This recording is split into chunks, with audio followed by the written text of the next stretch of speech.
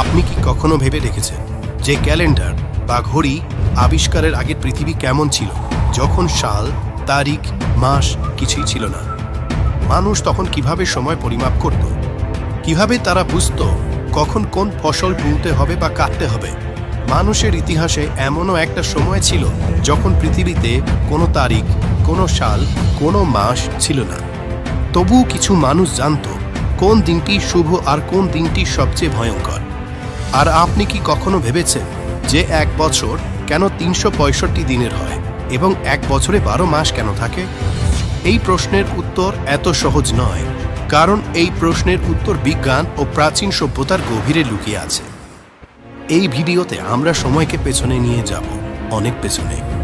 সেখানে না কোনো ক্যালেন্ডার ছিল, না কোনো তারিখ, যেখানে সময়কে দেখা যেত না, বরং অনুভব করা যেত।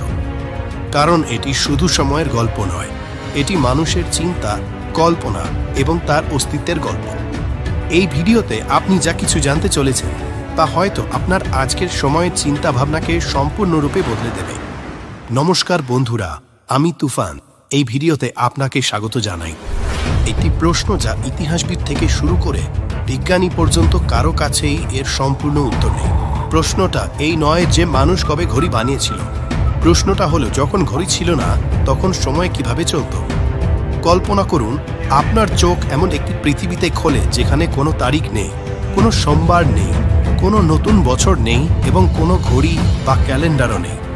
আপনি জানেন না আজ কোন দিন বা এখন কোন সাল। তাহলে সেই পৃথিবী আপনার জন্য কেমন হবে? আপনি আপনার যাত্রা বা কোনো মিটিং কিভাবে পরিকল্পনা করবেন? আপনি আপনার জন্মদিন কবে উদযাপন করবেন? আপনি কিভাবে ঠিক করবেন কখন কোন উৎসব পালন করতে হবে? কিন্তু যখন আপনি আপনার চারপাশের মানুষকে দেখেন, তখন আপনি দেখেন যে মানুষ তবুও বাঁচছে, ক্ষেত বুনছে, ভবিষ্যতের ভবিষ্যৎবাণী করছে, যুদ্ধের তারিখ নির্ধারণ করছে। এখন প্রশ্ন ওঠে যে যখন ১ জানুয়ারি ০০০০ সালও আসেনি, তখন মানুষ সময়কে কিভাবে বুঝত? তাদের কাছে কোনো ডিজিটাল ঘড়ি ছিল না, কিন্তু তারা তবুও জেনে যেত কখন কোন উৎসব পালন করতে হবে। কিন্তু কিভাবে? তারা কি তারাদের সঙ্গে কথা বলতো, নাকি কোনো রহস্যময় উপায় তারা সময়কে ধরতে পারত? কিছু মানুষের ধারণা যে আমাদের পূর্বপুরুষদের কোনো লুকানো জ্ঞান ছিল যা সময়ের সঙ্গে সঙ্গে হারিয়ে গেছে। আমরা কি সেই জ্ঞানকে আবার খুঁজে বের করতে পারব? আপনি কি কখনো অনুভব করেছেন যে ঘড়ির টিক টিক আসলে আপনার আত্মার উপর একটি বন্দিত্ব? আমরা ভাবি যে আমরা সময়কে পরিমাপ করি, কিন্তু সত্যি কি এটা নয় যে সময় আমাদের পরিমাপ করে? আমরা মানি যে সময়ের শুরু ১ জানুয়ারি ০০০০ সাল থেকে হয়েছিল, কিন্তু সেটা ছিল কেবল সেই মুহূর্ত যখন মানুষ তাকে বেঁধে রাখার চেষ্টা করেছিল। আসলে সময় তার অনেক আগে থেকেই শ্বাস নিচ্ছিল, কিন্তু তার ভাষা কেউ জানত না। হাজার হাজার বছর আগে যখন মানুষ আকাশের দিকে তাকাত, তখন তারা কিছু পরিবর্তন অনুভব করত, যেমন রাতে চাঁদের প্রতিদিন ছোট বা বড় হওয়া, দিনে সূর্যের এক দিক থেকে বেরিয়ে অন্য দিকে অস্ত যাওয়া, রাতে তারার অবস্থানের পরিবর্তন। আকাশে হওয়া এই পরিবর্তনগুলো আর কিছু নয়, বরং সময়ের অনুভূতি ছিল। এমনটা প্রথমবার হয়েছিল যখন সেই মানুষগুলো সময়কে চিনতে এবং তাকে জানতে চেষ্টা করেছিল। কিন্তু প্রশ্ন ছিল যে তারা এই সময়কে কিভাবে বাঁধবে। এখন তাকে এমন কোনো উপায় দরকার ছিল যা দিয়ে সে এই সময়কে স্পর্শ করতে পারবে, তাকে স্থির করতে পারবে এবং তার অনুযায়ী চলতে পারবে। আর এখান থেকেই শুরু হয়েছিল মানুষের প্রথম টাইম মেশিন, যাকে আজ আমরা ঘড়ি বলি। তা কোনো ধাতুর ঘড়ি ছিল না, না কোনো কম্পাস, সেগুলো ছিল কেবল পাথর। আপনি ভাবছেন পাথর? সেগুলো কিভাবে সময় পরিমাপ করতে পারে? কিন্তু এর উত্তর আরও অদ্ভুত। প্রাচীন সভ্যতাগুলো এমন বিশাল পাথর স্থাপন করেছিল যা কোনো দিকে নয়, বরং সূর্যের ছায়া অনুযায়ী স্থাপন করা হয়েছিল। প্রতিদিন সূর্য ভিন্ন কোণ থেকে বেরোত এবং দিন যত যেত পাথরের ছায়াও তত পরিবর্তিত হতো। কিন্তু বছরের একটি বিশেষ দিনে সেই ছায়া ঠিক সেই বিন্দুতে পড়ত যেখানে হাজার হাজার কিলোর সেই পাথর রাখা হয়েছিল। আপনি এটাকে কি বলবেন? একটি কাকতালীয় ঘটনা, নাকি কোনো রহস্যের চাবি? ব্রিটেনের স্টোনহেঞ্জ বিশ্বের সবচেয়ে বিখ্যাত প্রাচীন ক্যালেন্ডার, যার মাধ্যমে তারা সময়কে পরিমাপ করার চেষ্টা করেছিল। ব্রিটেনের একটি খোলা জমিতে দাঁড়িয়ে আছে বিশাল পাথর যা একটি গোল বৃত্ত তৈরি করেছে, এবং সেই পাথরগুলো শুধু এমনি এমনি রাখা হয়নি, বরং তাদের খুব ভেবেচিন্তে রাখা হয়েছিল। প্রতি বছর 21শে জুন সূর্য ঠিক সেই পাথরগুলোর মাঝখান থেকে বের হয় এবং 21শে ডিসেম্বর সেখানেই ডুবে। এটা ছিল তাদের আবহাওয়া এবং সময় পরিমাপ করার পদ্ধতি। কোনো ঘড়ি নেই, কোনো ক্যালেন্ডার নেই, শুধু সূর্য আর পাথর। 2022 সালের একটি গবেষণা অনুসারে স্টোনহেঞ্জে থাকা বড় পাথরগুলো সম্ভবত বছরের 365 দিনকে নির্দেশ করে, ঠিক আমাদের আজকের ক্যালেন্ডারের মতো। এতে প্রতিটি পাথর একটি দিন বা সপ্তাহকে নির্দেশ করে। সম্ভবত এই পাথরগুলোই তাদের জন্য সময় বলে দেওয়ার প্রহরী ছিল, একটি অসাধারণ ক্যালেন্ডার যা সময়কে পাথরে বন্দী করত।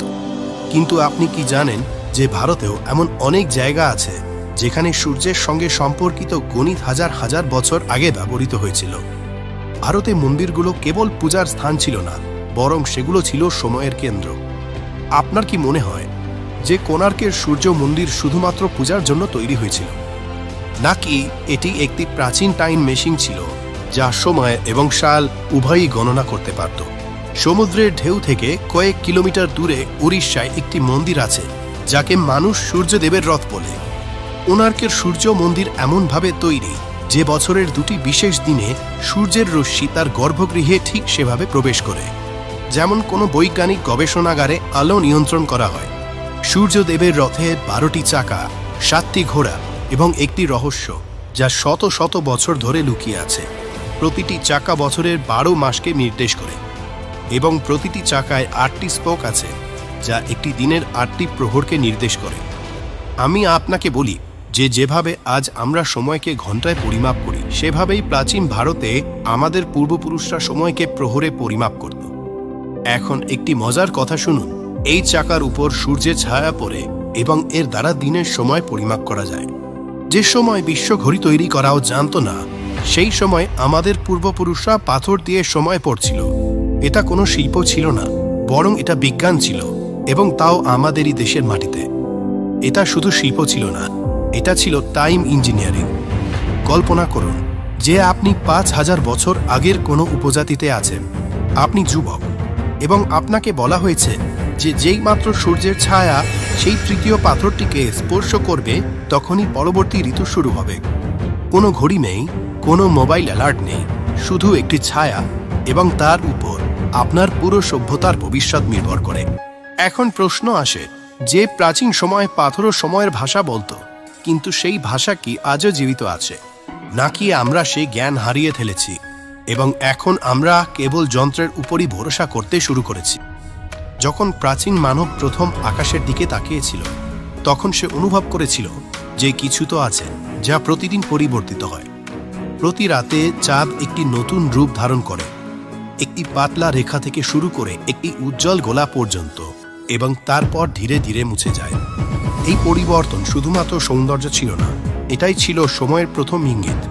হাজার হাজার বছর আগে যখন না ঘড়ি ছিল আর না তারিখ, তখন মানুষ চাঁদকেই সময়ের পরিমাপের যন্ত্র হিসেবে গ্রহণ করেছিল। চাঁদের 29.5 দিনের একটি পূর্ণ চক্র, অমাবস্যা থেকে পূর্ণিমা এবং তারপর পূর্ণিমা থেকে অমাবস্যা। এটাই হয়েছিল বিশ্বের প্রথম ক্যালেন্ডার, যাকে লুনার ক্যালেন্ডার বলা হয়। ভারতের পঞ্চাঙ্গ পদ্ধতিতে তিথি এবং পক্ষের মতো ধারণাগুলো চন্দ্রের গতির সঙ্গে যুক্ত ছিল।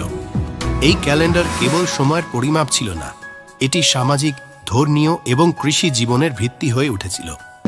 উৎসব, ব্রত, বিবাহ সবকিছু চাঁদের অনুযায়ী ঠিক করা হতো। কিন্তু চাঁদ ছাড়াও আরেকটি জ্যোতির্বিজ্ঞানের শক্তি সময়কে নির্দেশ করছিল, সূর্য। সূর্যের একটি চক্র প্রায় 365 দিন দীর্ঘ হয়। সেটা স্থির ছিল, নির্ভুল ছিল। এই কারণে মিশরীয় এবং রোমান সভ্যতাগুলো সৌর ক্যালেন্ডার গ্রহণ করেছিল।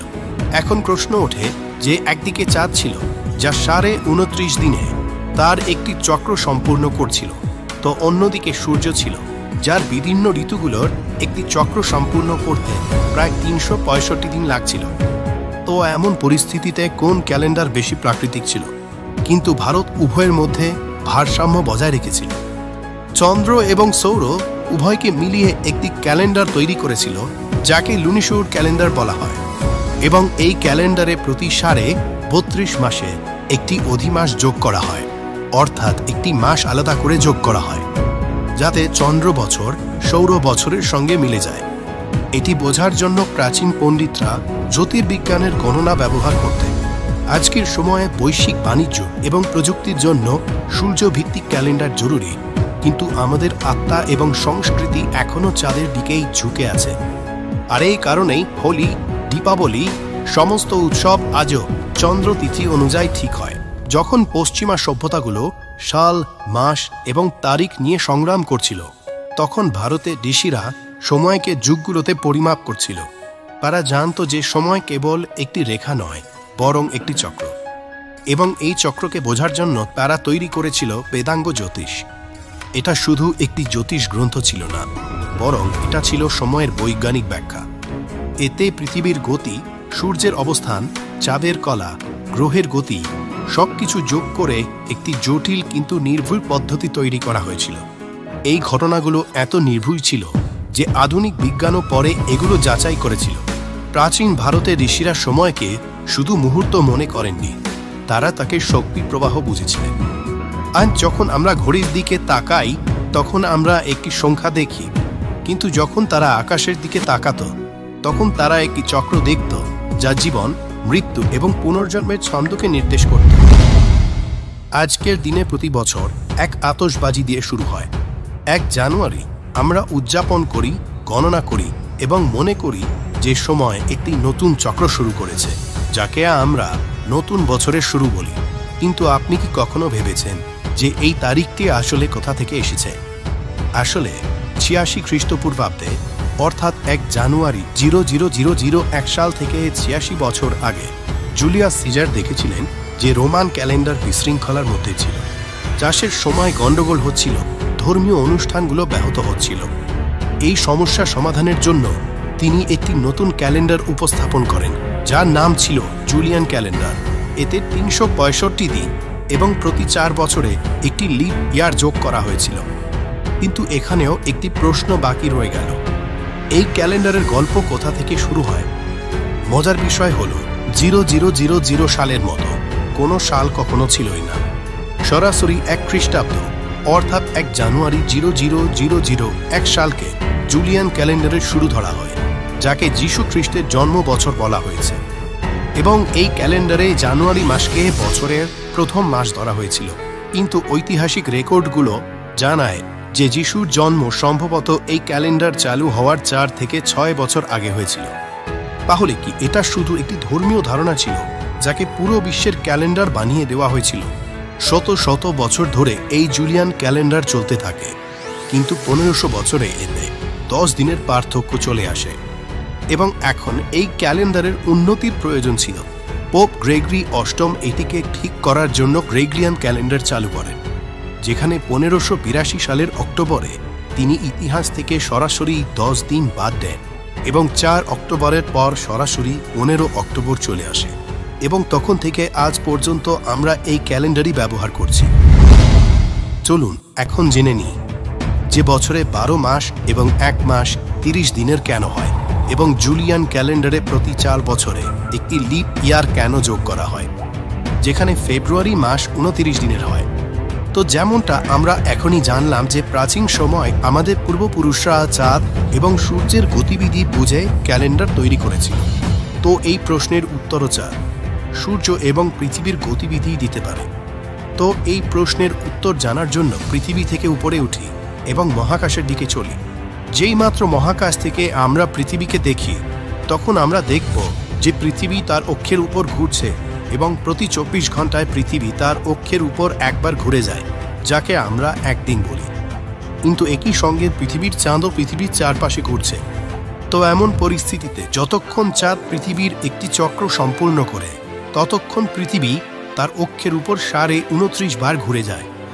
মানে 29.5 দিনে চাঁদ পৃথিবীর একটি পরিক্রমা সম্পূর্ণ করে। একেই 1 মাস বলা হয়, যা 30 দিনের হয়। যেভাবে চাঁদ পৃথিবীর চারপাশে ঘুরছে, সেভাবেই আমাদের পৃথিবীও সূর্যের পরিক্রমা করে। এবং যতক্ষণ আমাদের পৃথিবী সূর্যের একটি পরিক্রমা সম্পূর্ণ করে, ততক্ষণ পৃথিবী তার অক্ষের উপর 365 বার ঘুরে দেয় এবং চাঁদ ততক্ষণে পৃথিবীর 12টি পরিক্রমা সম্পূর্ণ করে নেয়। এই কারণেই এক বছর ৩৬৫ দিনের হয় এবং বছরে ১২ মাস থাকে। কিন্তু একটি মজার বিষয় হল পৃথিবী সূর্যের একটি পরিক্রমা করার সময় ৩৬৫ দিনের থেকে ১/৪ ভাগ বেশি ঘুরে যায় এবং বছরে পৃথিবী পুরো একদিন অতিরিক্ত ঘুরে নেয়। তো এই অতিরিক্ত দিনকে ক্যালেন্ডারে সামলানোর জন্য ৪ বছরে একবার লিপ ইয়ার যোগ করা হয়েছে, যেখানে ফেব্রুয়ারি মাস ২৯ দিনের হয়। আমি আপনাকে বলি যে হিন্দু ক্যালেন্ডার, যাকে পঞ্চাঙ্গ বলা হয়, তা চাঁদের গতির উপর ভিত্তি করে তৈরি, যা ২৯.৫ দিনে তার একটি চক্র সম্পূর্ণ করে এবং এক বছরে ১২টি চক্র সম্পূর্ণ করে। সেই হিসেবে পঞ্চাঙ্গ ক্যালেন্ডারে এক বছর ৩৫৪ দিনের হয়, কিন্তু সূর্যের এক বছর সম্পন্ন করতে সময় লাগে ৩৬৫.২৫ দিন। তো চন্দ্র ক্যালেন্ডারকে সৌর ক্যালেন্ডারের সঙ্গে মেলানোর জন্য তাতে প্রতি ২.৫ বছর থেকে ৩ বছরে ১ মাস বেশি যোগ করা হয়, যাকে অধিমাসও বলা হয়। এবং এটিও ঠিক লিপ ইয়ারের মতোই, যেখানে এক দিন নয় বরং পুরো ১ মাসই যোগ করা হয়। আজ আমরা আধুনিক প্রযুক্তির সঙ্গে এই ঘটনাগুলো খুব ভালোভাবে করতে পারি, কিন্তু ভেবে দেখুন যে আমাদের পূর্বপুরুষরা হাজার হাজার বছর আগে কোনো আধুনিক প্রযুক্তি ছাড়াই এই ঘটনাগুলো করেছিলেন। এর থেকে আপনি অনুমান করতে পারেন যে আমাদের পূর্বপুরুষদের কাছে হাজার হাজার বছর আগেও জ্যোতির্বিজ্ঞানের কত গভীর জ্ঞান ছিল। সময়, যা কখনো ঋষিদের জন্য ব্রহ্মাণ্ডের স্পন্দন ছিল, তা এখন কাগজের উপর লেখা একটি সংখ্যা হয়ে গেছে। আমরা তাকে এত বেঁধেছি যে আমরা ভুলে গেছি যে সময় বাইরের চেয়ে ভেতরের দিক থেকে চলে। তো পরের বার যখন আপনি ঘড়ি দেখবেন বা ক্যালেন্ডারে ১ জানুয়ারিকে নতুন বছর লিখবেন, তখন এক মুহূর্ত থামুন এবং ভাবুন যে আপনি কি সত্যিই সময়কে অনুভব করছেন, নাকি কেবল অন্য কারো তৈরি করা ব্যবস্থার অংশ হয়ে গেছেন। সময় কখনো শুরু হয়নি এবং সম্ভবত কখনো শেষও হবে না। তার আসল ভাষা এখনো তারাদের মধ্যে লুকিয়ে আছে, চাঁদের গতিতে, সূর্যের উষ্ণতায় এবং আপনার হৃদস্পন্দনে। ১ জানুয়ারি ০০০০১ সাল শুধু একটি তারিখ ছিল এবং এটা কোনো নতুন ক্যালেন্ডার ছিল না। ভারতে পঞ্চাঙ্গ জুলিয়ান ক্যালেন্ডার চালু হওয়ার হাজার হাজার বছর আগেই তৈরি হয়ে গিয়েছিল, যা আজও ততটাই নির্ভুল যতটা হাজার হাজার বছর আগে নির্ভুল ছিল। সময়ের গল্প ১ জানুয়ারি ০০০০ সালের আগেও চলছিল এবং আজও চলছে।